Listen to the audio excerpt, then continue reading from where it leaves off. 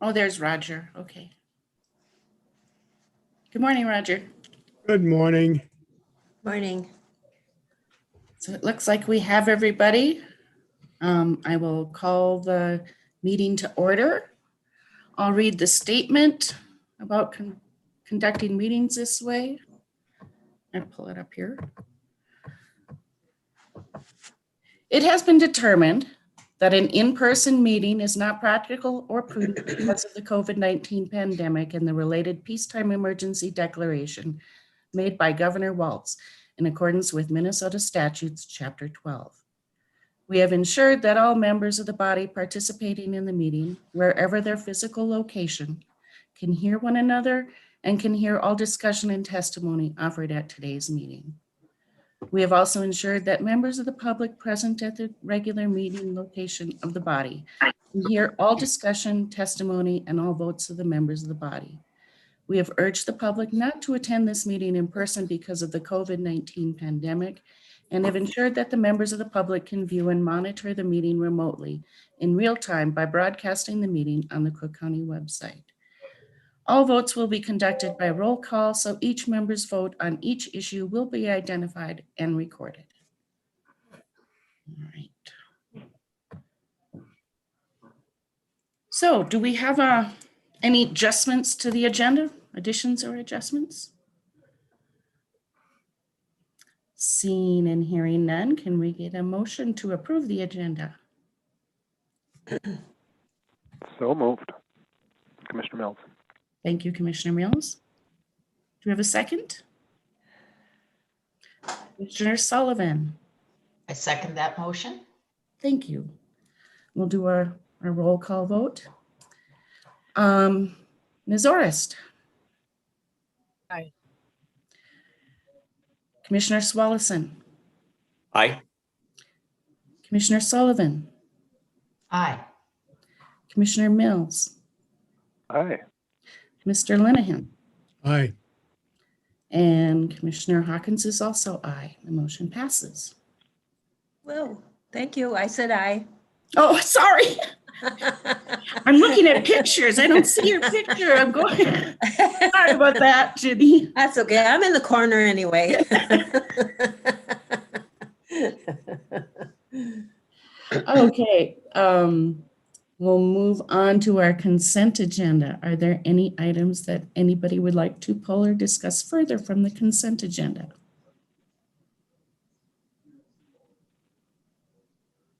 Okay, do we have a motion to approve the consent agenda? Commissioner Mills, so moves. Thank you. And do we have a second? Commissioner Swallison seconds. And Commissioner Swallison, thank you. Okay, roll call vote. Ms. Orist? I'm sorry, I didn't hear. Aye. Commissioner Swallison? Aye. Commissioner Sullivan? Aye. Commissioner Mills? Aye. Mr. Linehan? Aye.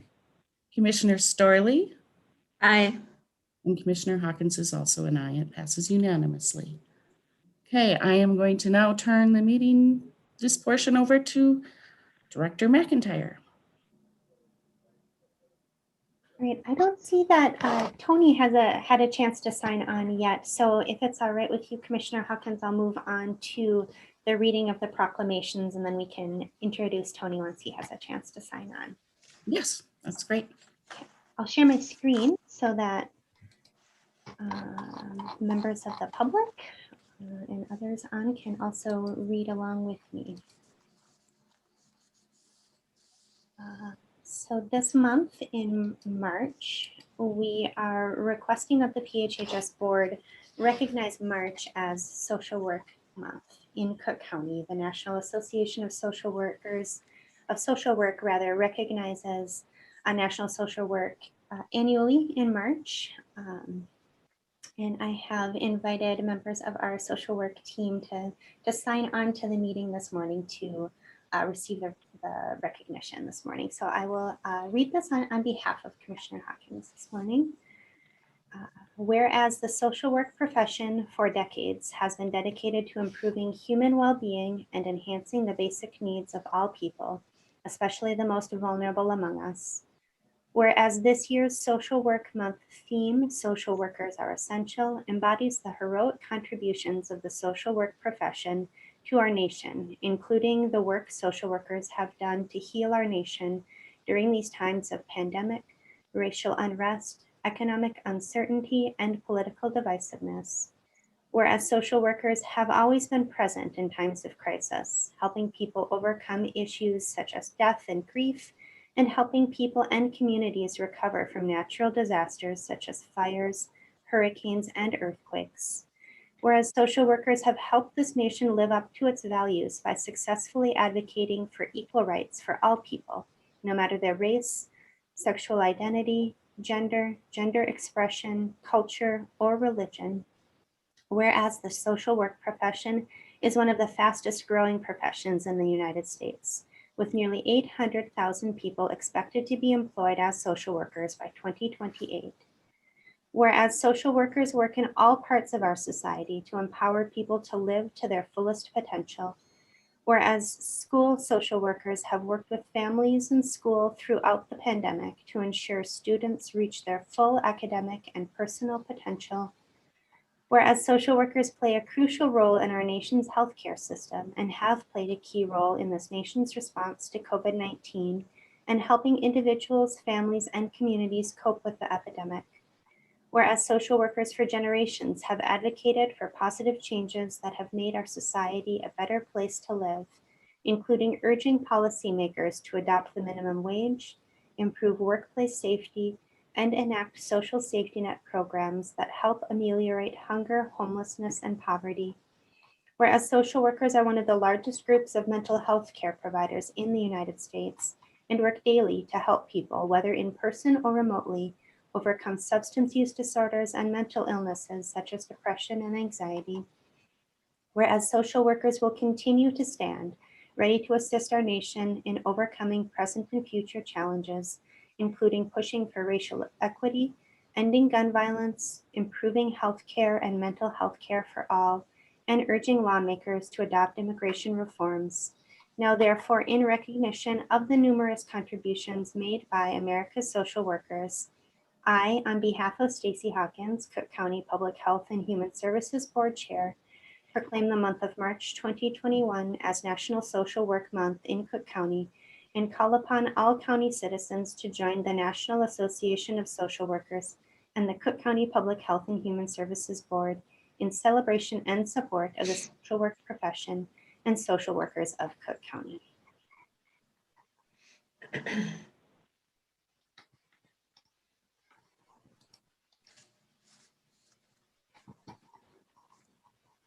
Thank you, Allison.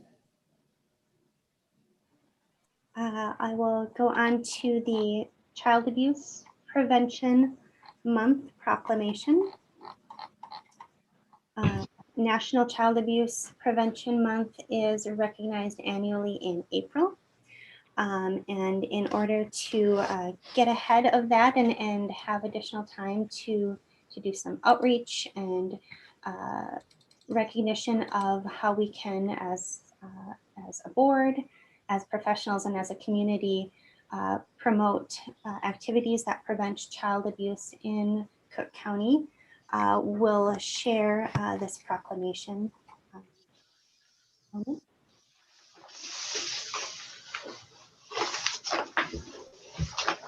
Whereas child abuse and neglect is a serious problem affecting every segment of our community, and finding solutions requires input and action from everyone. And whereas our children are our most valuable resources and will shape the future of Cook County. And whereas protective factors are conditions that reduce or eliminate risk and promote the social, emotional, and developmental well-being of children. And whereas effective child abuse prevention activities succeed because of the partnerships created between families, child welfare professionals, education, health, community, and faith-based organizations, businesses, law enforcement agencies, and the business community. Whereas communities must make every effort to promote family-serving, youth-focused prevention programs and activities that create strong and thriving children and families. And whereas we acknowledge that we must work together as a community to increase awareness about child abuse and contribute to promoting the social and emotional well-being of children and families in a safe, stable, and nurturing environment. And whereas all citizens need to be more aware of child abuse and neglect and its prevention within the community, and be involved in supporting parents to raise their children in a safe, nurturing society. And whereas prevention remains the best defense for our children, families, and communities. Now, therefore, I, on behalf of Stacy Hawkins, Cook County Public Health and Human Services Board Chair, do hereby proclaim April 2021 as Child Abuse Prevention Month in Cook County, and call upon all citizens, community agencies, religious organizations, medical providers, and businesses to increase their participation in efforts to prevent child abuse and neglect, thereby strengthening the communities in which we live.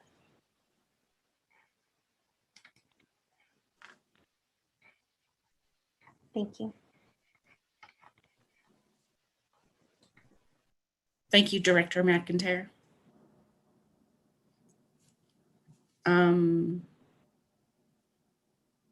Let's see. Do we have Mr. Booth on the line? Madam Chair, Yes. I just also wanted to emphasize our thanks for all the staff, both here today and those that aren't on the call today, for all your work to prevent child abuse and just to social workers in general. We have a really strong team, and I'm very, very grateful, and hope that we can support them in any and every way that's needed. Yes, thank you, Commissioner Mills.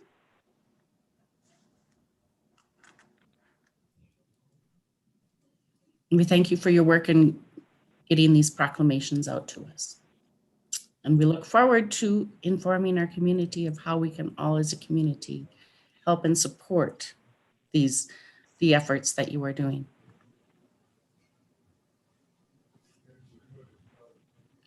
Thank you both.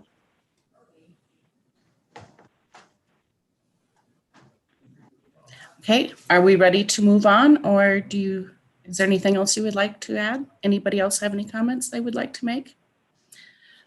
Administrator Yorkie. Yes, I just also want to extend my thanks to staff, to our social workers who do really, really important and really difficult work.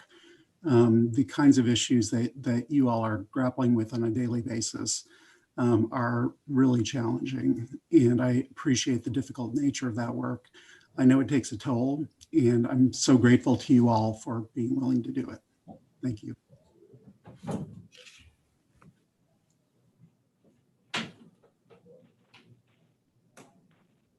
Any other comments?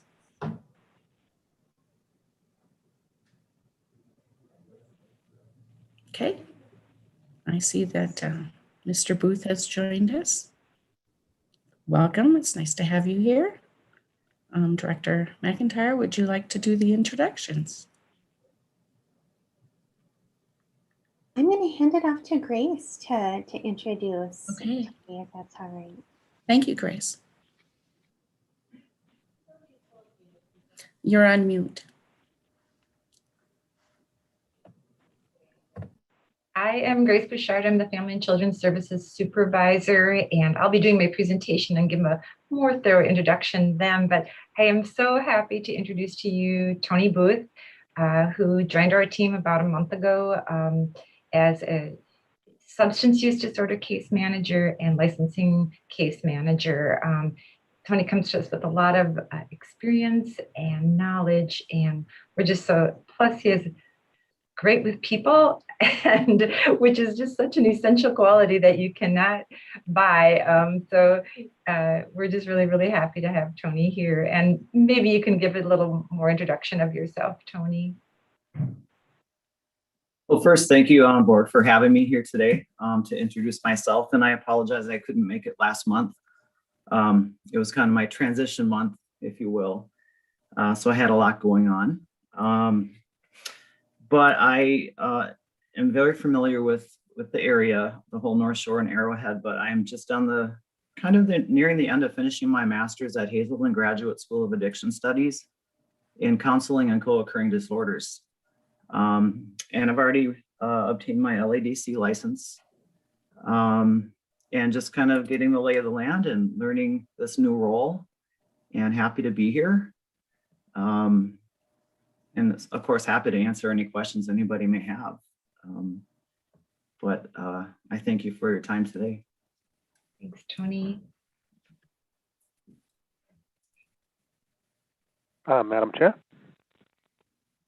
Yes, Commissioner Mills. thank you.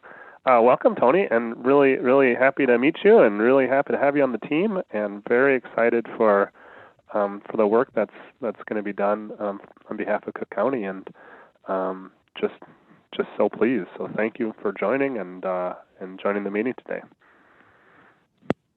Thank you. Thank you, Commissioner Mills. Yes, Mr. Booth, it is very nice to see you. I can't wait until we can meet in person someday. Welcome to the community. Welcome to Cook County Courthouse. Thank you. Thank you very much. Anybody else have any questions for Grace or Mr. Booth? All right.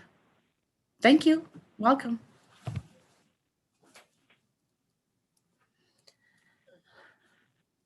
And Grace, do you want to continue on with your report? Sure. Just give me a second here to get it all set up and share my screen.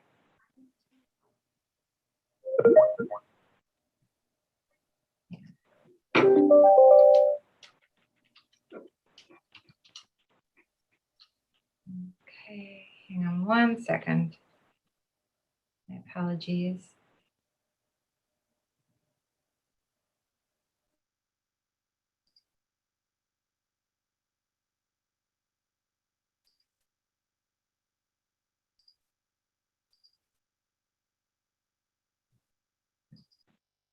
Okay, are we all good? See my slides? Great, thanks, Allison. So first of all, my name is Grace Bouchard. I'm the Family and Children and Family Services Supervisor. I've worked here at Cook County for about 14 years.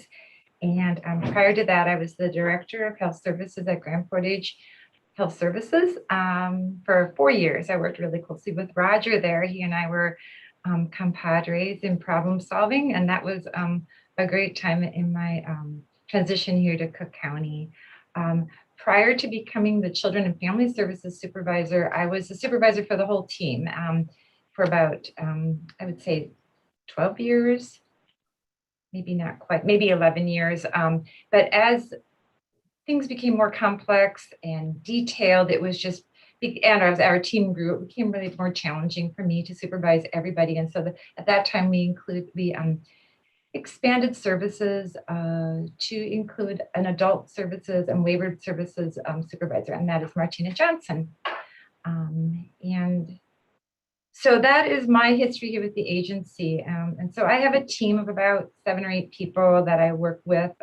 It's a broad group of people that provides services to children and families. I know sometimes people say, why is adult mental health and why is substance use disorder under the umbrella of children's services and under my team? And part of the reason is that there's a lot of crossover. Families that struggle with chemical dependency often struggle with caring for their children, and mental health can be familial. It can run in families. So adults with mental health disorders may also have children who struggle with the same issues, or they struggle with parenting. So we work very closely as a team because of the nature of families and people. So April is National Child Abuse Prevention Month. And just to highlight the words that were in the proclamation that Allison read, that really jumped out at me is helping people find their fullest potential. And one thing that we know that abuse does to children is that robs them of their ability to reach their full potential as human beings and to become full members of our society, working and contributing members of society. And so I'm very passionate about this topic, and it means a lot to me to be, and really honored to be able to contribute to the prevention of abuse, but also supporting families. And so with Child Abuse Prevention Month, it's communities working together to help families thrive. So one thing that's always clear is that once we get a report, a lot has happened in that family. We cannot stop something from happening, but we can help repair things. And that's the prevention of maltreatment. And we really like to work on that end too. But communities working together is really important, and we work really hard. And I think our county does a really good job of working together. So just a little history. How did we end up with this child protection system that we have? So just in America, historically, poverty has always contributed to interventions with families, poor families, migrant families who didn't have access, people who didn't have access to health care, people who weren't allowed to work due to racist policies, were less able to care for their children. And the solution initially was to remove those children from parents because, with the assumption is that they couldn't parent well.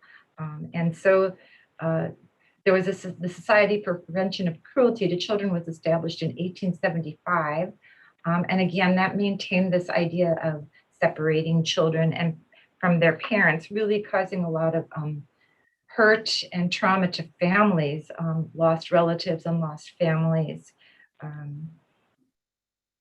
A shift began in around the 1900s, and a settlement house called Hull House was created in Chicago. It was created by Jane Addams, and Jane Addams is considered the mother of social work. She was the first woman to receive the Nobel Peace Prize in 1931. And she took a different angle on helping families in that she helped them stay connected, to get services, and strengthen the family unit versus pulling people apart. And that was a huge shift in how people started to see things. And during when Theodore Roosevelt was president, the Federal Bureau of Children's Services was established. And that was a step in the right direction. Things moved forward from there.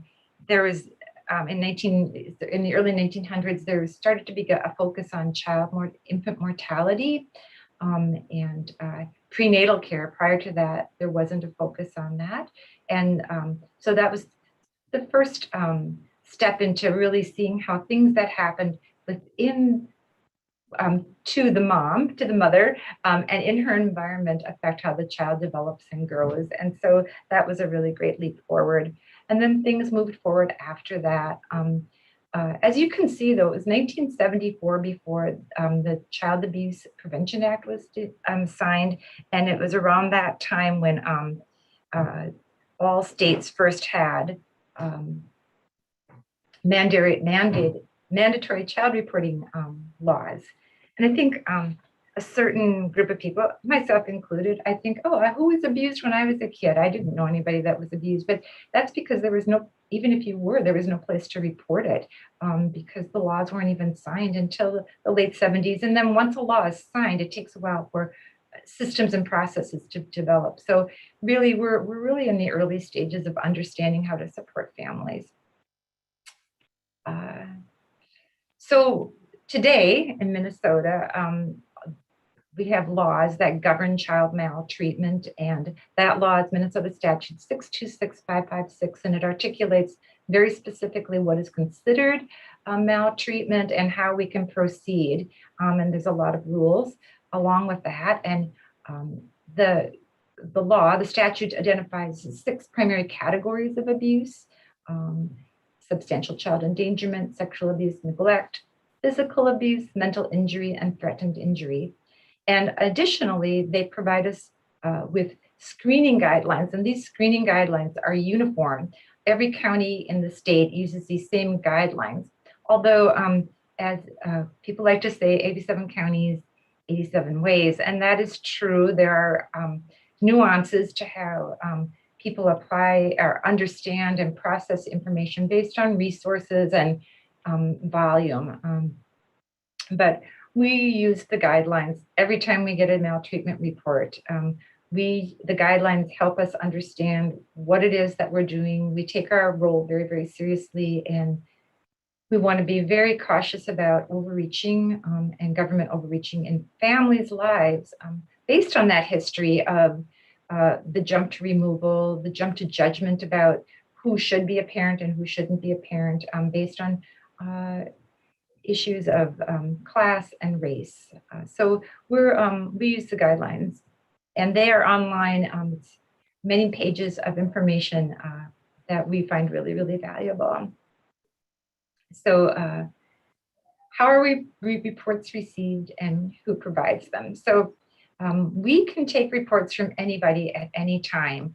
They can be faxed, phoned, emailed, written, or in person to our agency or Cook County Sheriff's Office. Those are the two locations that people must report to if they're going to make a report. And if we in the community, friends and families, have something to report, we really appreciate it when people do that. We know that that's hard. And I just want to say too that people can make anonymous reports. We treat anonymous reports equally to written reports. We understand that people are afraid of being identified. Oftentimes when somebody will call and say, I don't know, is this abuse? Should I make a report? What if my family finds out? Usually by the time somebody calls our agency and says, I'm concerned about a child, several entities are. The child daycare might be worried, school might be worried, neighbors might be worried. So it could be anybody who's making the report. And so we really try to support people in being brave and taking that step. And additionally, when somebody does make a report, that is confidential information. We do not ever disclose who is the reporter to the individual that we're going to talk to. And if somebody says, who made that report, or did my Uncle Bob make that report, we hold that confidentiality very seriously. And we say, just like we would not tell, if you made a report, we wouldn't share that information, and we can't tell if somebody else makes a report. But these are our concerns. And so we address it, but move forward because we just really want to deal with the concerns. Some people in our community are mandated reporters, and that includes school staff, medical staff, childcare providers, church staff, childcare providers, therapists, any of those individuals who are responsible for the care of children, coaches, they're all responsible for the care of children. They are mandated reporters, and that also includes all the volunteers or agents of those organizations. So when you think about that, that's a lot of people, like your church organization, in schools, all the volunteers. And so it's a lot of people who are mandated reporters. And there is a training that people take when they're a mandated reporter, which discusses the penalties for not reporting. It's just our duty to make sure we make these reports. And we try to make it as accessible as possible. So what happens when we do get a maltreatment report? The slide here describes the process, the flow chart of intake and the screening. This slide is directly from the guidelines provided by the state.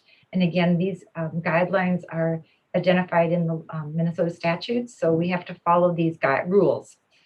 So once we get the information, we gather as a team. A lot of people, most agencies work as a team when they're screening reports because it can be risky making a call on your own because there's a lot of nuances, there's information that you may not see. And so a team is a really good thing to have when screening a report. The other reason we work as a team when we're screening the report is the information that we're receiving is challenging to read and hear and absorb. And we as human beings really do better if we can share our frustrations and worries and concerns with another person. Secondary trauma is real for those of people who work in social work, and especially with child maltreatment reports. It can be a great source of distress, of burnout, and turnover in agencies. And so a screening team may seem like, wow, one person could make that decision, but in the long run, it's really best to have a team review it and have the support of your teammates. Also, the thinking is so much better when you have a team. I'm generally part of that team, but as a supervisor, there's usually 3 or 4 people that take the time to be involved in a screening. Whenever we have a person who might reside in Grand Portage, or they're a band member, whether they reside on the reservation or not, we include Grand Portage in the screening decision. And we want to be very mindful of the damage that has been done by the social services system through boarding schools and removal of children from homes on the reservation throughout history. And so we started this practice about 5 or 6 years ago, and it has been a really great leap forward for our relationship with the tribe, our understanding of family, and that has been a real gift for us, for our agency, to develop these relationships.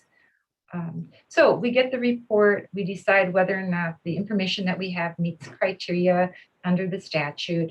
We can, during that time period, gather collateral information. For example, if somebody calls and says a child is going to school without a coat or proper clothing, we can call the school and say, hey, have you noticed this too? Relevant collateral contact can be made to make sure that we're gathering the right information. Showing up in school without a coat on can be a report. I don't know if any of you have had kids, but sometimes they don't wear the coats you gave them. So that's why we want to check it out, right? But once we've made the decision about screening, we cross-report to law enforcement. That's to make sure that they're aware of what's going on with our families and our actions, and they might have that relevant information for us too. Additionally, I just want to say that we need to screen the reports within 24 hours of receiving them. That's in statute. And so we have to move very promptly and attending to that. So if a report screens in, which means does it meet criteria, we take steps to connect with the child, connect with the family, and figure out how to resolve and support the family in resolving whatever the issues that are out there. We spend the first 45 days just assessing, finding out what the needs are, finding out what the barriers are. Maybe there's some unemployment issues, or maybe there's health concerns. Maybe a parent is ill and they need support. We try to really find out what's going on with the family and find out what's going well with the family and how can we get more of that. Sometimes if we screen out a call, we can offer services just to provide support for families too. So I know that's a lot of information, but that is what we do whenever we get a report, and it takes time to be thoughtful and to do it right. With the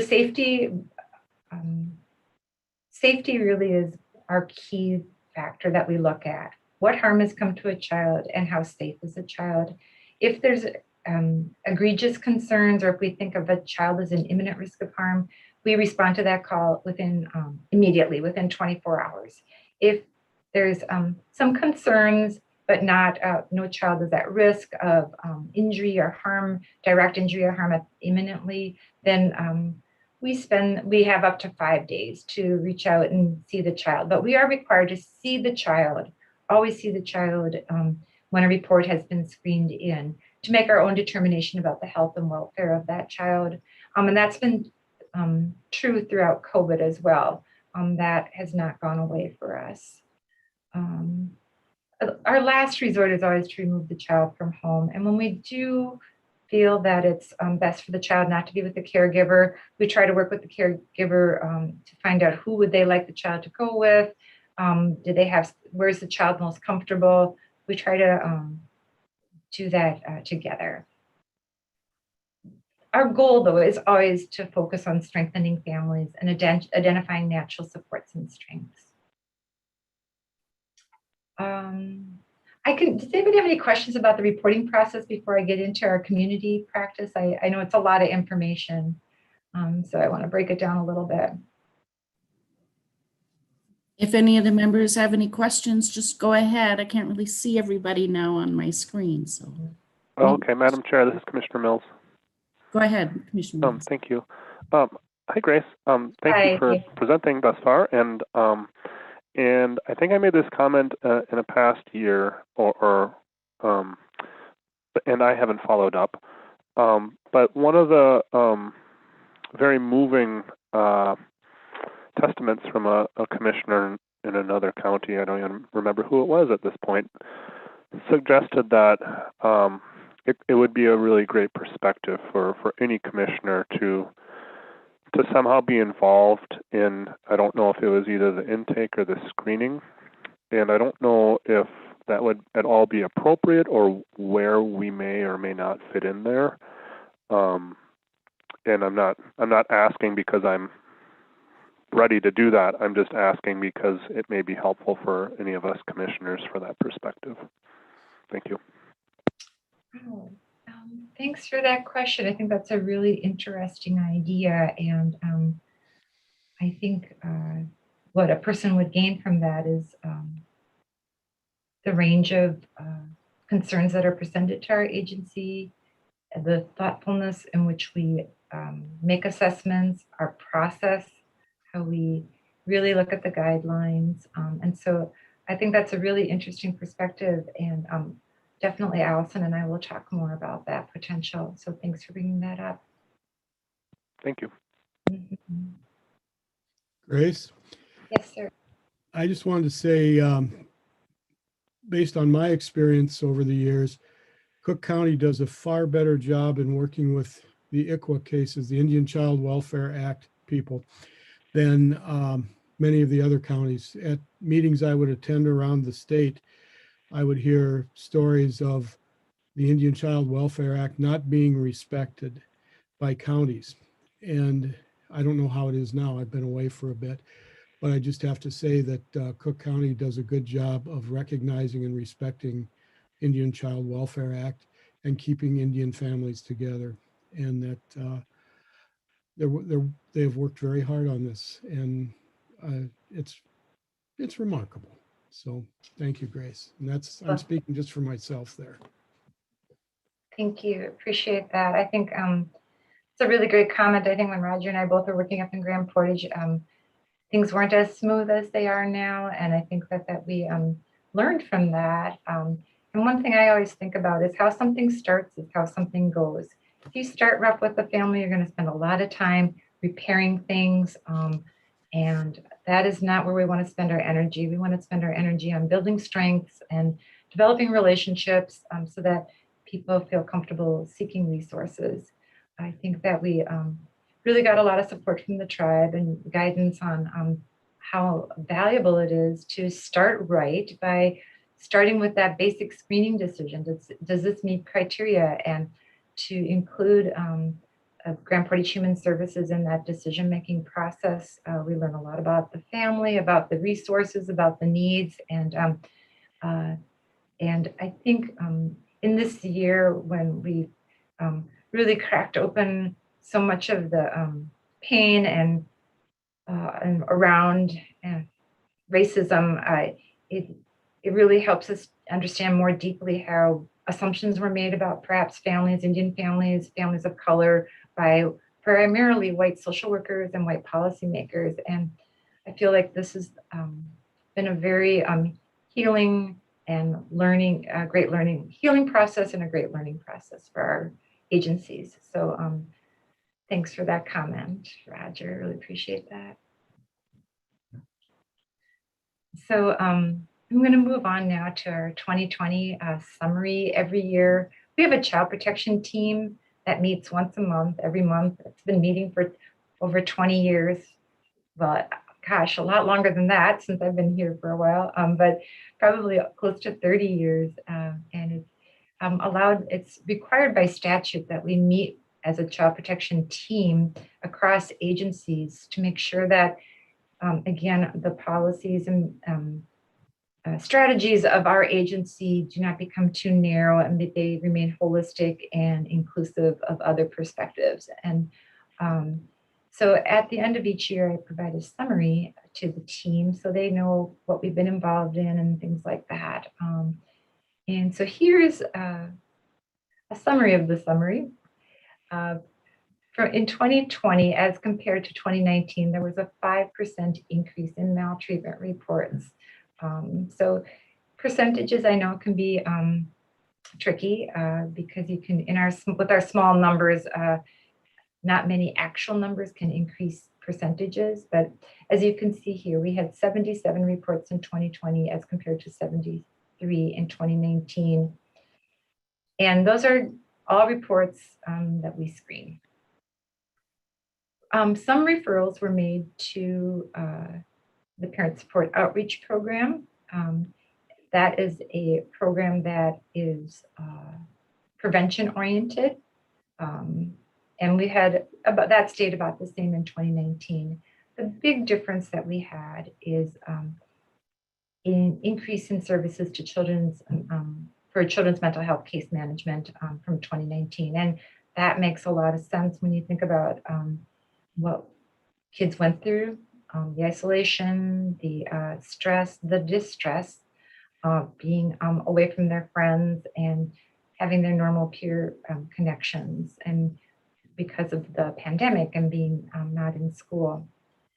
I see that the one statistic I have of the 77 reports, how many did we screen in? What I can tell you is that we did respond to a number of reports, and the unduplicated number of children that we provided services through the whole year was 115. I would say about 2/3 of the reports that we received were screened in for maltreatment. Again, there's such a range in what maltreatment means. It could be truancy or educational neglect, or it can be egregious harm. So there's a wide range of actions that qualify for being screened in.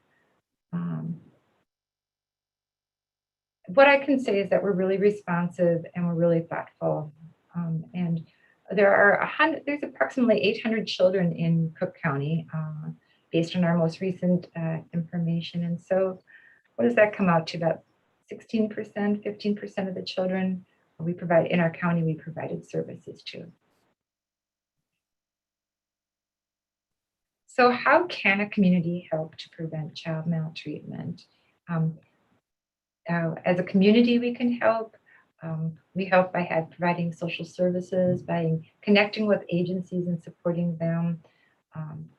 Any church organization or youth organizations are helpful. Addressing the needs that contribute to maltreatment are really important. Lack of resources, lack of childcare, lack of housing, lack of transportation, all those things cause a lot of stress on a family and make it challenging for people to meet the needs of their family and can contribute to maltreatment. I think one area that contributes significantly to maltreatment is domestic violence. We are learning more and more about the negative effects of living in a home where there's violence. And so that's a very challenging area to respond to. We have a really excellent organization, Violence Prevention Center, but again, they can do a lot of prevention, but by the time they start working with a family, something has already happened. On a personal level, what can we do? We can be good parents. We can reach out to our adult children and help them and support them. We can befriend a family that has young children and offer our help. We can advocate for resources for families as citizens because we know that resources at the beginning really decrease child abuse. And when we can reduce child abuse, we can really help people reach their fullest potential and become contributing members of society. I know that one area that I've studied a lot in the last 2 years is the adverse childhood experiences studies. And I think several of you on this committee are familiar with that information. But there was some research that was conducted in the mid-'80s that indicated that people who grew up in homes where they experienced abuse we're so much more likely to develop health conditions, depression, have turnover in their jobs, a lot of things that didn't make them have or lead to the fullest life that they could have. And so by preventing child abuse, by providing healthy outcomes by positive experiences for children, it leads to healthy outcomes. I meant to add some reading for you all, and I will send it out later.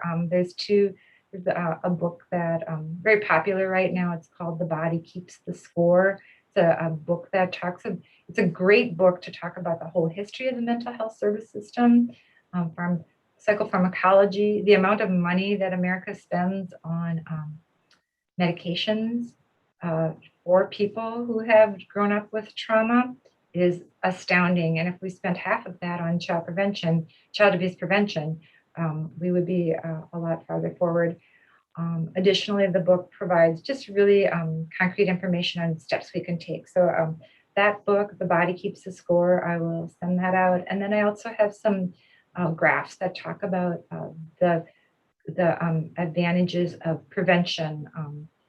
For every $1 that's spent on prevention, we have $7 of benefits. And that study is called the Heckman Study, and that was developed by the Harvard Center for Early Childhood Education. And so I'll get those both out to you. They provide really great overviews of the reason we do this work and how we can help support people. From the ACEs study, this acronym, Healthy Outcomes from Positive Experiences, HOPE, was developed, and they identify 4 areas that communities can be involved with. Number 1, I talked about just having relationships with people, with other children, with adults, and interacting with activities is really provides hope. They always say one reliable, consistent person in a child's life can make all the difference in the world. And that is something that we can all think about and strive to achieve.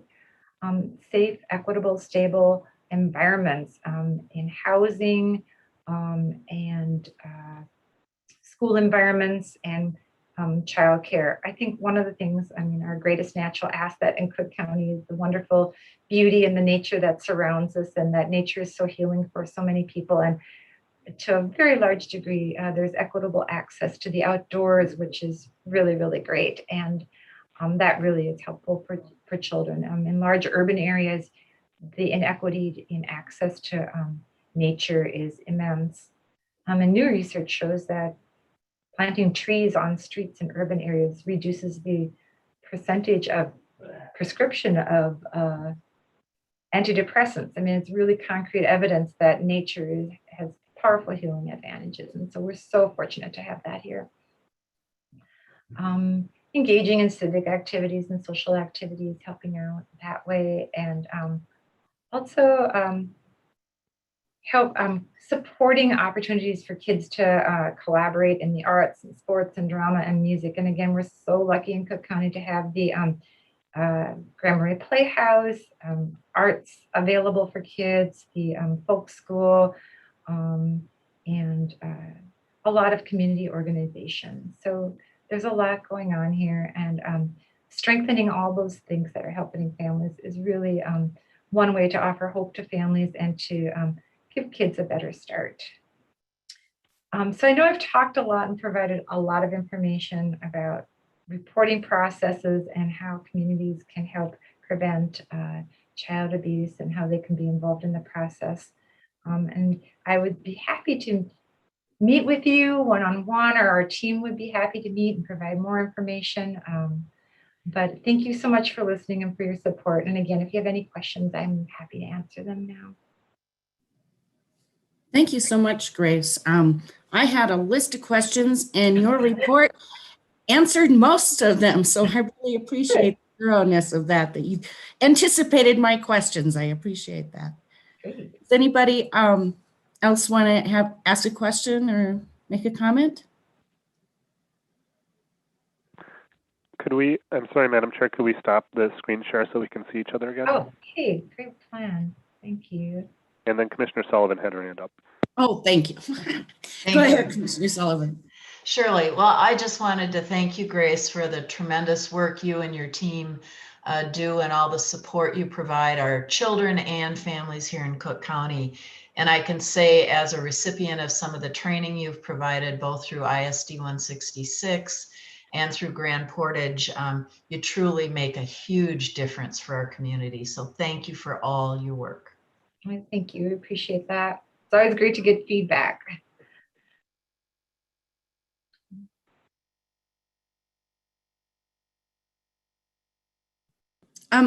I do have a question, Grace. Somebody asked me recently, and I'm still learning, so I didn't get back to them yet, about how things are going with the pandemic and school. And so you said that caseworkers, if you get a report, it's a 45-day assessment, and you have so many days to do a face-to-face. Mhm. And I'm just wondering, with the school and truancy and everything, how is the department working with the school and making sure we don't have kids falling through the cracks? How often do these kids get seen after that initial face-to-face?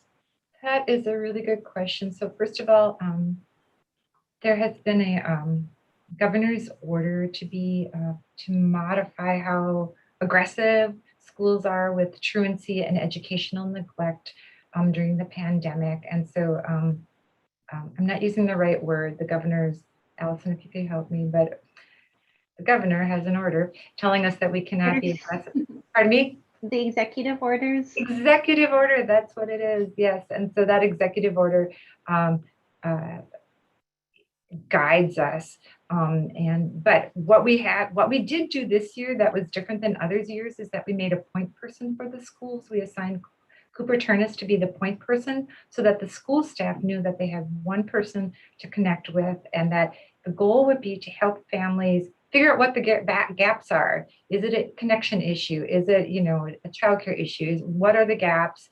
And so we worked, so we assigned Cooper to do that. And then we also did our initial child protection mandated reporter training specifically on truancy and educational neglect, so that all staff knew, had a better sense of exactly what was expected.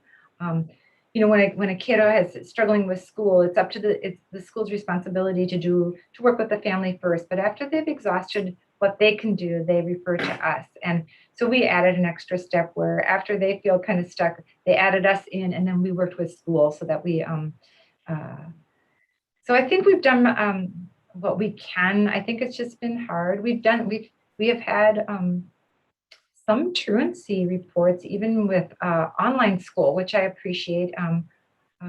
It's just hard to stay connected and engaged when you're online solely. So I think that's, and we stay really connected with Maria Burnett up in Grand Portage. She's the director of education there, and we stay very connected with all the schools, charter schools and public schools. So just to be clear, we're waiting for the school to say there's a truancy problem, and then we get involved. Am I correct? Is that correct? Yep, and Anne will be more specific on this than I am. She knows the laws, but the law is counts the number. It prescribes how many days you can miss and at what age. At ages 11 and under, it's assumed that it's the parents' issue to resolve if a kid isn't getting to school. But 12 and older is considered truancy. At age 12, it's assumed that a child is old enough to get to school, and regardless of what your parent is doing, then it becomes a truancy. Truancy starts with diversion. Diversion is always engaging of the family, and we always work on trying to solve the problem. Nobody wants to punish kids for the struggles they're having. So, Thank you. Any other questions or comments? Madam Chair, Yes. Go ahead. Commissioner Mills. Thank you, Grace, again for the presentation. Every year that I hear it, I am recommitted to finding a way to better support our kids. I feel like that is the most obvious step that we can take to better our community. is to do prevention and to do just nurturing at the early ages. And so I guess what I'm wondering, and I'm not familiar all about the extent of the relationship or the resources that the school has under its control, but I was just wondering if there is more we can do as far as relationship building between our organizations to really get ahead of the curve beforehand, and more prevention, more just mental health education at younger ages, that kind of thing. And boy, when I hear numbers like $1 to $7, it really makes me think this would be very wise to invest in that direction. And so, yeah, I understand we have our organization, the school has theirs, they have their resources, we have ours, but if there's a way we can mesh them together and just really do more partnerships, I'd really love to hear more about that, and it doesn't have to be now, but down the road. Yeah, I think that's really worthy. There's the Early Childhood Coalition, they're doing a lot of work, and there's some structure around that. I feel stretched pretty thin these days with my supervisory duties and such. And so along with the various meetings that we do go to. And so we will continue to work in that vein. But I think that that's a really great idea to learn. I love learning from other communities and other organizations. What has been effective other ways? Let's try that. I always love that. So I just want to kind of loop back to Tony too, his role here. He's with licensing. He's going to develop relationships with care providers and foster care providers and expand that resource. And he's going to help, his role helps assure safety. And then also the substance use disorder case manager role helps support families too, by getting parents, adults to the right resources. And that's really, really valuable. And so we're so thankful that we've expanded the amount of resources we have for families.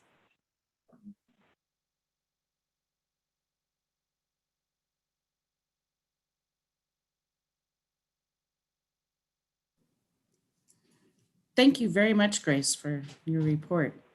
I appreciate it. Thanks for your time. And I'm going to hop off right now. Tony and I both have something else we're going to go to, but thank you all. Bye-bye. Thank you, Grace. Bye. And let's see, next on our agenda, looks like our director's report. Allison, you want to take over? All right. Just want to again thank Grace for that really excellent presentation. I really appreciated the historical perspective that she provided this year, and just to see the context around child welfare services in the country, and some examples of our work in partnership with families and other service organizations. Would add to that as well, just thank you to the board for recognizing Social Work Month in Cook County, and want to really extend that gratitude and recognition to social work professionals throughout the community at Grand Portage Human Services, Sawtooth Mountain Clinic, North Shore Health, ISD 166, and others. As you can see in Grace's presentation, we do our best work as an agency when we're working closely with others, and we're very thankful for the social work professionals throughout the county. In terms of staff updates, as you heard this morning, Tony is onboarding to the licensor role. He's also beginning to onboard into the substance use disorder case management area of his work, including meeting with the substance use recovery court team last week. In the agenda packet, I included a letter from the Department of Human Services Commissioner Harpstead, and want to recognize the staff, our fiscal staff, for meeting all reporting requirements for 2020. This is a testament to our fiscal team, Lori, Plowman, and Andrea, for their excellence in completing mandated reports within timeframes required by the state. But this also involves the work of direct service staff in completing time reporting and data entry in generating the revenue to support their work. So thank you to all involved in helping us achieve that great achievement. Also want to recognize the adult and home and community-based services team. Also included in the agenda packet was the audit letter from UCare, which is one of the companies that we provide managed care coordination services to members who are enrolled in UCare in Cook County. The audits by both the State Department of Human Services and managed care companies are a required component of our work as an agency. And it is a large undertaking for our staff to prepare for and respond to these audits each year. It takes significant attention to detail, documentation, and compliance with very prescriptive requirements. And this work is happening throughout the year, not just in preparation for the audit. As they're documenting services provided to residents. And as you could see in the letter, there were no deficiencies found, 100% compliance, and no corrective action required. Staff throughout the department continue to support mass vaccination events in Cook County, continue to be grateful for the support provided by human services staff as well in helping with these events, including service providers throughout the county who are helping conduct outreach with vulnerable members of our community, ensuring that people are able to sign up when it is their turn to receive a vaccine. As you may have heard yesterday, we have had 10 additional cases of COVID-19 reported in Cook County in the last week. And this is after several weeks with no new cases. So we are at 128 cases since the beginning of the pandemic, and our staff in public health are having to pivot back towards working in case investigation and contact tracing as they follow up with these new cases. And just want to again thank and recognize the collaboration with Grand Portage Health Services, in particular with case investigation and contact tracing, and of course Sawtooth Mountain Clinic with the vaccine events. And then our Minnesota Response volunteers as well, who have been just hugely, we wouldn't be where we are without the support of our many volunteers. So very, very grateful for the many community members who are donating their time to support our response efforts. Agency-wide, I've also included in the board packet the contract report for 2020 from Carleton County regarding our contract for child support services for Cook County families.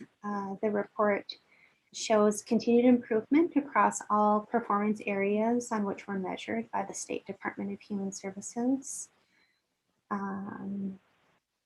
Previously, we were under a performance improvement plan for paternity establishment in Cook County, but this figure was increased again this year.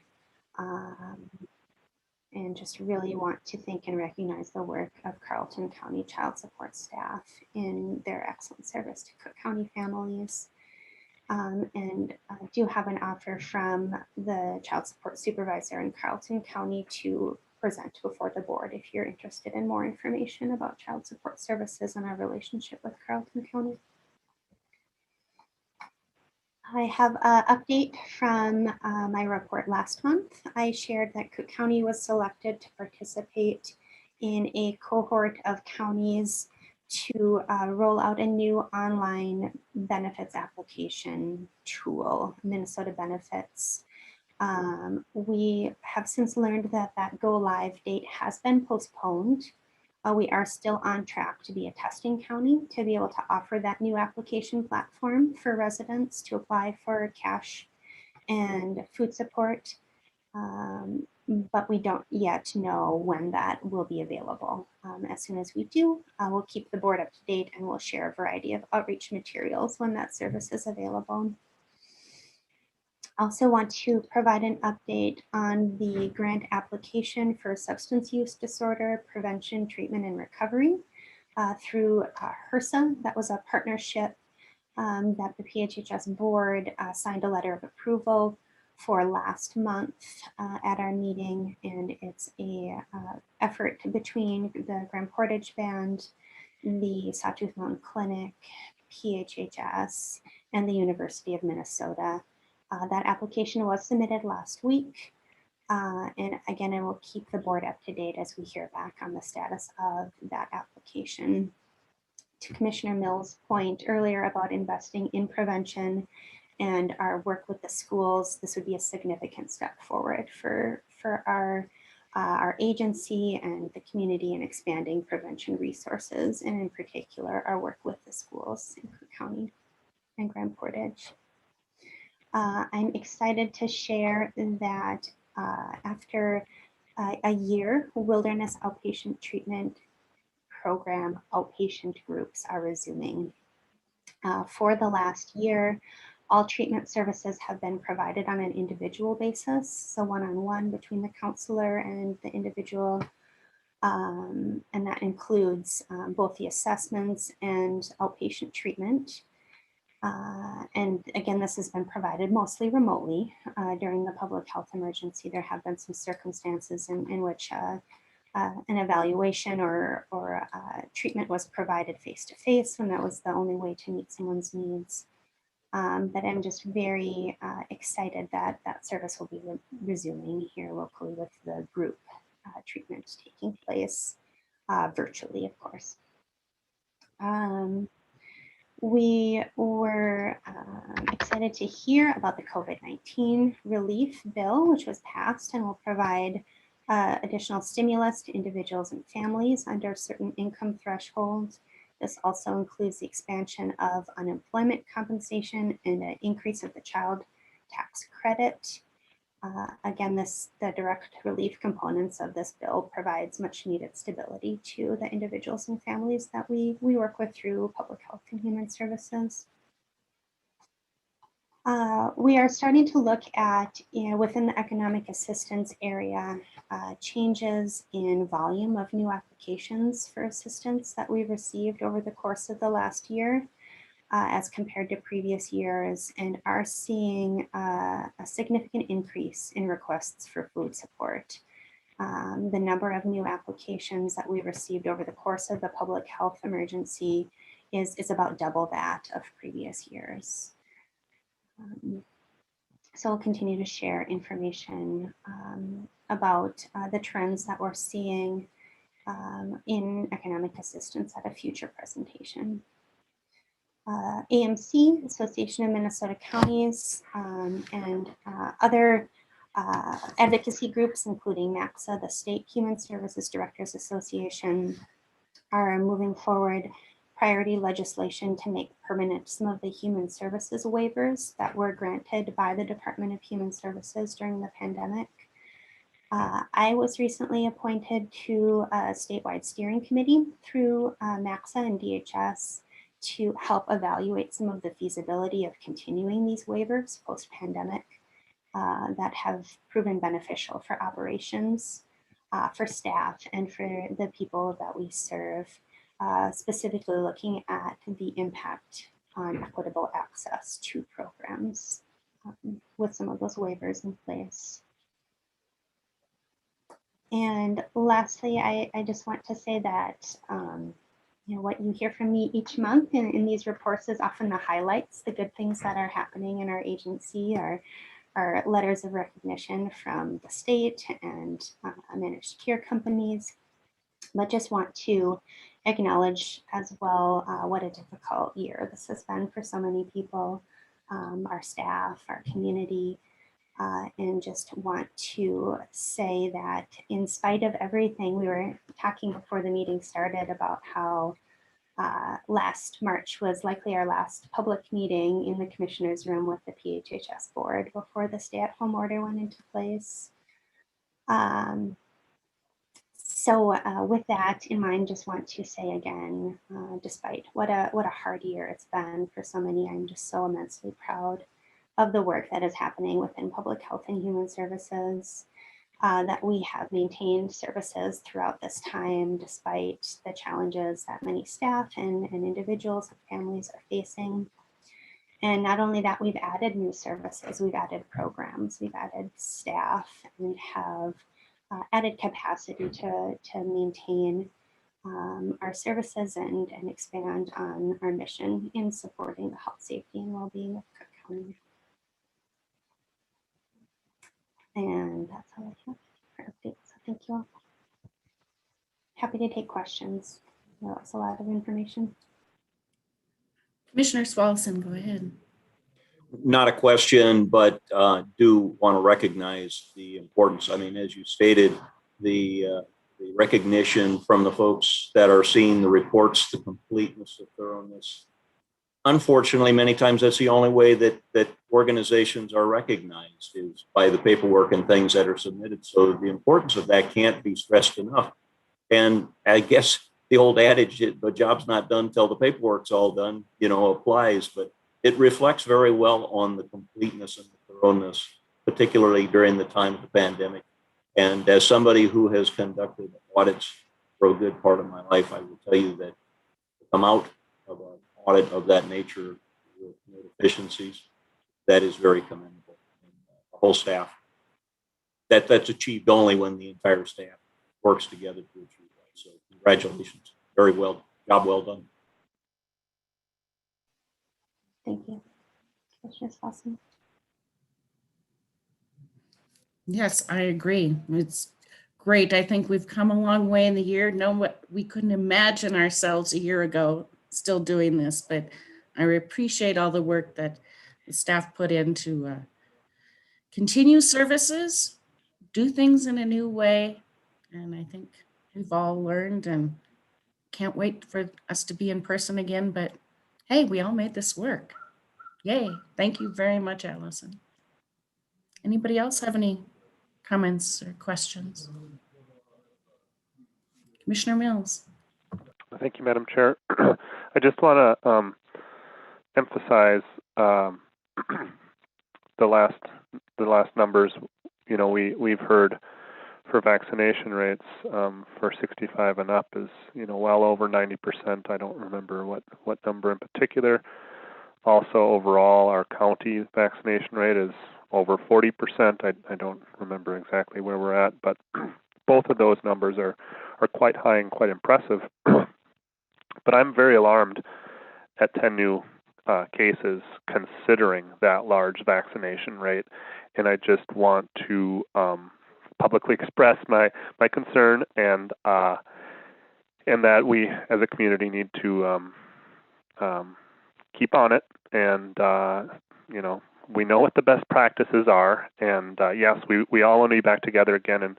And I don't know if you can tell, I have some congestion here. My family all got sick from an outdoor birthday party. So our guard was down a little bit, but we thought, hey, outdoor and, being safe and whatever. But that could have just as easily been COVID and not a head cold. And we did test for that and came back negative, thankfully. But just with these 10 new cases, I think that's another signal that, hey, this is not gone. This is still very real and can have a very significant impact. So it's just my plead to the community to just keep staying strong, and we're getting there. It's getting better and better, but we're not quite there yet. So, and I also want to echo both Commissioner Swalson and Commissioner Hawkins' kudos in the reporting and just how well run the organization, particularly your department is, and Allison for your leadership in that. Just an outstanding job. And I also received that letter, and words like perfect were used, and that's very impressive. So thank you very much for this past year and this upcoming year as well. Thank you, Commissioner Mills. Thank you, Commissioner Mills. Anybody else have any comments?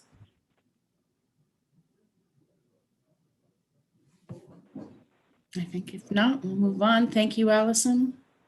We appreciate all you're doing for us.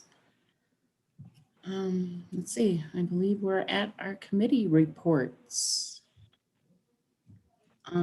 Active Living Steering Committee, Commissioner Smallison, do you have anything to report? The group met on March 2nd. The only item I'll note, there was a presentation by Dorian really on the Bike Minnesota chapter, whether we wanted to become a chapter of Bike Minnesota. There were some interesting things that went along with that. We could use the Bike Minnesota's nonprofit status for applying for grants as long as they fit the mission of being biking, walking, or wheeling friendly type of thing. Also, Bike Minnesota can assist with event registrations and provide some liability insurance along with those things. All in attendance thought that there was merit, but it will just be discussed further.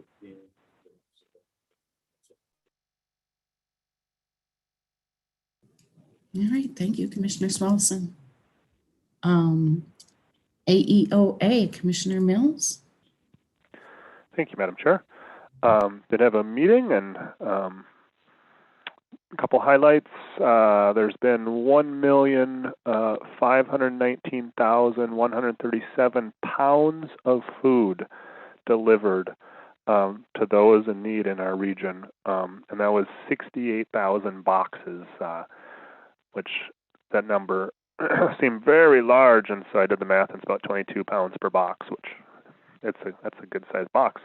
But that's really impressive, and we really we're grateful and expressed our thanks to the staff at AEOA and that organization as a powerhouse. Also says a lot about the needs of our community and our region, but there's people to help. That helps. Also, kind of a hot topic there was non-union COLA increases. A lot of discussion about potential minimum wage increase, and the organization is actually having, despite all of its successes, is having a challenge finding and retaining staff, as I think many organizations in the area are. And then another interesting topic was applying for a grant for electric buses out of Virginia. And our climate makes electric vehicles a little more challenging. And what I learned from the discussion is one of the bigger challenges is actually heat in the vehicles. And so I guess the city of Duluth has electric buses in service, and they actually had to install diesel heaters to keep the interior of the bus warm enough. So a little bit of irony there, but I guess it works out for the better. I'm not entirely sure, but anyways, it's a pilot project for AEOA, and they'll see how that goes. But a good amount of discussion there as well. I think that's all the report from there. Thank you. Thank you, Commissioner Mills. Arrowhead Health Alliance, you're on with that too. Thank you, Madam Chair. Yes, we did meet as well. And some of the takeaways from that meeting, I guess a big one for me is just the integration and having social workers embedded in law enforcement, both in Carleton County and the city of Duluth. There's been a lot of discussion nationally and statewide about response to crisis situations, and this is I think a really significant move that has shown success in other areas of the country, and hopefully will really improve service in our region.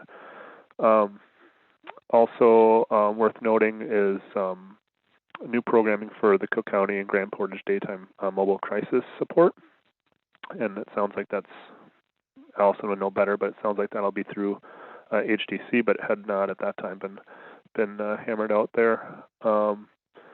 And also competency restorative competency was another program, and then virtual peer support was the last item I had in my notes. So those are some of the programs that AHA is developing and working with, and to try to just meet the needs of our region here. Yeah, so I'm wondering, I've been reading about making sure that social workers are involved with law enforcement in some cases. Allison, can you explain how that's working in Cook County?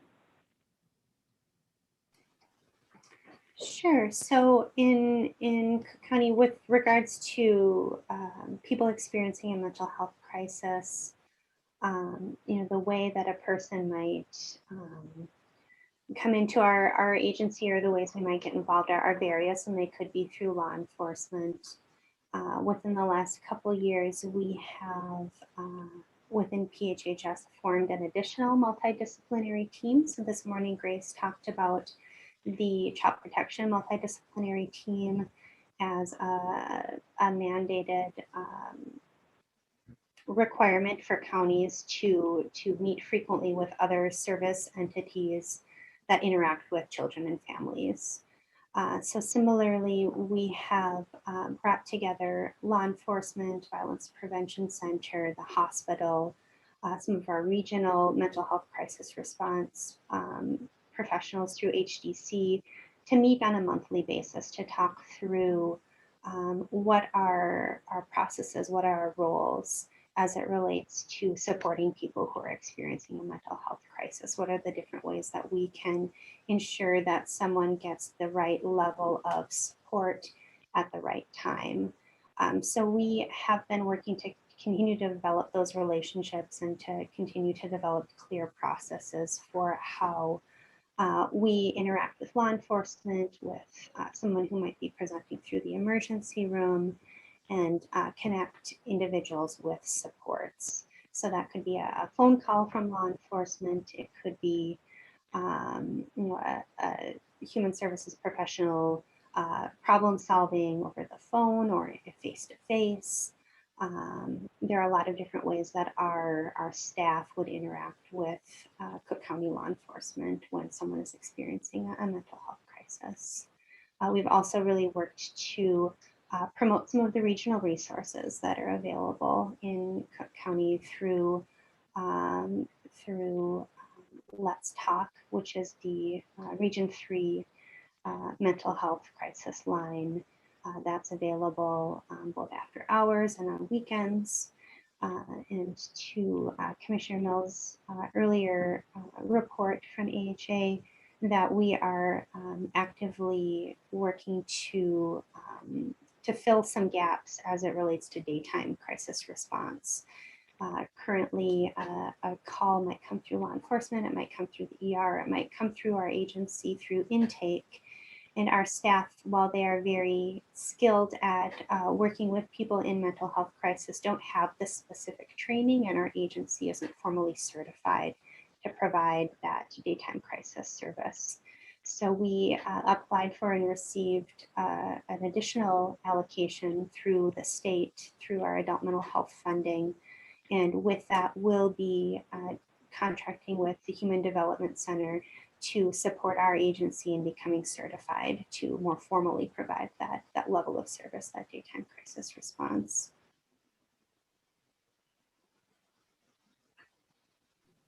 Thank you. I appreciate that. Sorry, I'm writing notes. Okay. See, Arrowhead Regional Corrections. We met and Commissioner Swallison joined us for his first meeting. Unfortunately, last week we were supposed to have a meeting with the director to go over the Commissioner 101 training there, but that got postponed, so we'll have that next week. Really, I don't have anything else to report of just general business and things happening there. Let's see.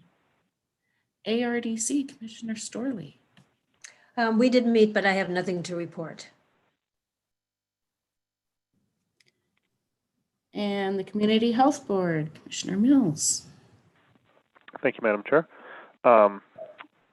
We did meet, and normally I like to share what our medical professional presentation is. I always find that very interesting. And one thing that I'll just share an old one. He wasn't available to attend, but one that came to mind just during Grace's presentation today was just looking at maternity leave and paternity leave and the impacts that has on the family, on children, on a community, and how important that kind of support and that kind of bonding in early ages is. And just looking at other countries and how they deal with it, it's a stark difference to our country, and it doesn't have to be country by country, but you know, we often look to our peers and in a region or states or whomever, and so it's really hard for one, say, county to have an exceptionally high benefit there when that expense is not shared by, if that's not a standard. So, but that was a past report, and but just something that I was very struck by. More recently, though, we did have a CHB Personnel Committee meeting, and we had our director's review. We have a new director at the CHB, and so, of course, last year was very unusual. But we still, it was still a really good review just to go through the accomplishments and challenges and where we see what emphasis is needed and that sort of thing. And that's probably enough for a report. Thank you. Thank you. Let's see. Children's and Adult Mental Health Advisory, Andrea. Yep, so we met on March 9th. We received a presentation from ALA in collaboration with Sawtooth Mountain Clinic on with the hopes of initiating a commercial tobacco coalition that would work with tobacco prevention and cessation among youth as well as adults, and then also to work toward any necessary policy changes locally. And there was interest in that from the committee. We did talk about the PHHS Advisory Council talking about it among their group, and then possibly collaborating with that group, and then expanding it to the larger community as well.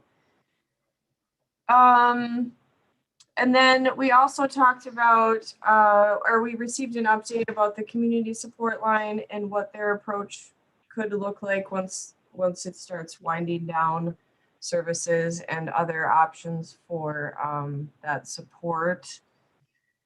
And then we also talked about the resource information that is provided at the vaccination clinics, since social stressors is a piece of that present, well, now there's new eligibility, but included in the new eligibility, social stressors is part of that eligibility piece.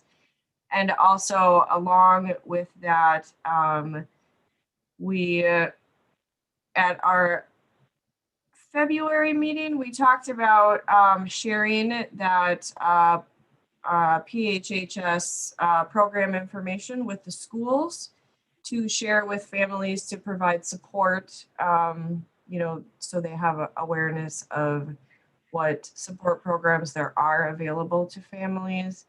And so we received confirmation from 2 of the schools that they have shared that with their families and put it on their websites. So that was good to know. And that's all that I have. Thank you. Let's see. And Roger, Public Health Human Yes. Services Advisory. The highlights are already in your packet, so I'm not going to take time to go over those. Just add that we are continuing to recruit new members. You just approved 2 new ones today. Thank you very much. Building the group back up. We are going to look at the American Lung Association's tobacco material and discuss that at our May meeting. If you remember, the advisory council worked with the county board and the public health board around the tobacco 21 material a year or so ago, and that was done through the board and the public health board and the board of commissioners. So we'll be taking another look at it and be working with Andrea's council to discuss and hopefully have something for you in the future. So I think that's about it. Thank you. All right, thank you, Roger. We have a few more here. We're kind of running out of time. Sorry. But let's just quickly, restorative justice. I did attend a meeting by Zoom, Grand Portage. They're working, hopefully going to get a program started up there. Council on Aging, Commissioner Sullivan, do you have anything to report? Thank you, Madam Chair. Yes, we met last week on the 10th, and one of the things I was really impressed is they're looking at really kind of a laser focus on making sure all aspects of the Council on Aging really support the mission.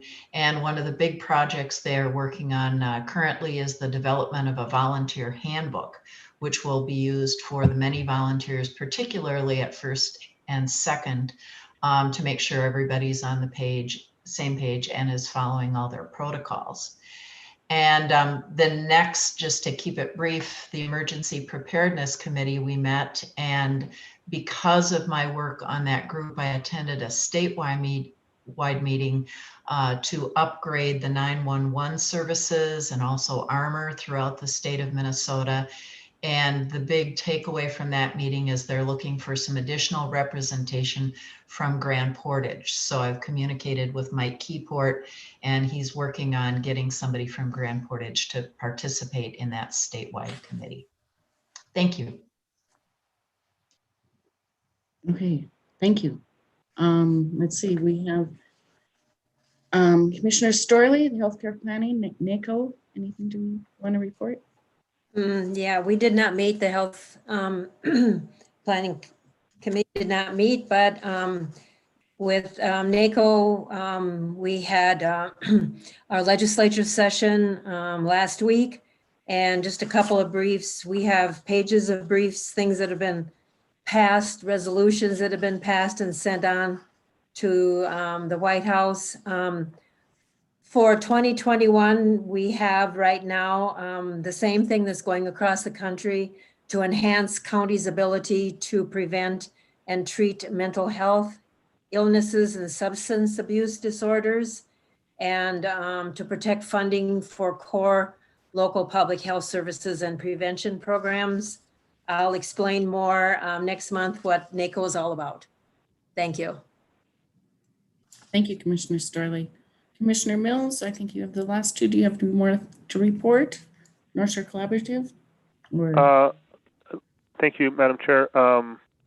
NemoJet, we just, there's a presentation on focus on the trades. That's very exciting. 218 trades is the tagline or whatever. We can promote that as well as we can. And then North Shore Collaborative reviewed grant applications and just discussed the process for review there. But that's it.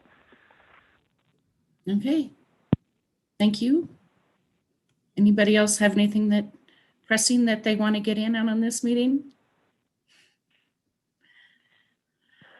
Seeing not, do we have, thank you all for coming. Thank you all for your work. Do we have a motion to adjourn? So moved. Commissioner Mills. Commissioner Mills, do we have a second? Swallowson seconds. Thank you, Commissioner Swallowson. We have a first motion and a second. Let's see. Commissioner Swallowson. Aye. Commissioner Sullivan. Aye. Mr. Linehan. Aye. Ms. Orest. Hi. Mr. Mills. Commissioner Mills, sorry. Aye. Commissioner Storley. Commissioner Storley. Aye, I waved. And Commissioner Hawkins is aye also. Thank you all very much. We are adjourned. Move on to the next one.